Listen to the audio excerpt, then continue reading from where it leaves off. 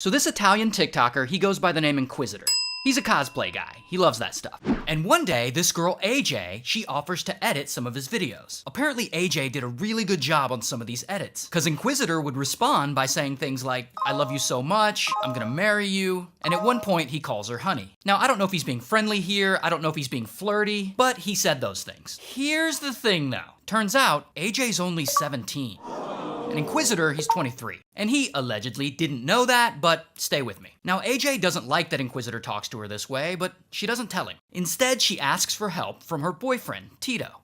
Tito's 20, he's also a cosplayer. But they don't do anything and nothing happens and the story dies. And 6 months go by. And during that 6 months, Inquisitor stops working with AJ, so she's no longer his editor. But then one day, allegedly, AJ brings up those old messages again to her boyfriend. Now Tito, he's down to help his girlfriend out, but he says he needs more and better proof. So they come up with this plan to publicly expose Inquisitor as a P3DO. He then tells her to go back and flirt with Inquisitor some more to see if they can get more proof. So then AJ reaches out to Inquisitor to start the flirting. And she lays it on pretty thick. She says, I love you. She says, date me. But Inquisitor, he's just not feeling it. She says, can we get to know each other? And he says, nope. She then lies and says, I'm not a minor. And he says, I'm not interested, sorry. Not to mention, Inquisitor was also pretty forward about the fact that he didn't want minors messaging him. I mean, it was written right on his TikTok profile. So all this throws cold water on AJ and Tito's flirting plan. But AJ does not give up. And she, allegedly, turns to this TikToker, Keegan's Mask. And she gives Keegan's Mask screenshots of Inquisitor's old messages. I love you, I could marry you, and honey. So Keegan's Mask has those messages. But what she doesn't have are screenshots of Inquisitor very blatantly rejecting AJ.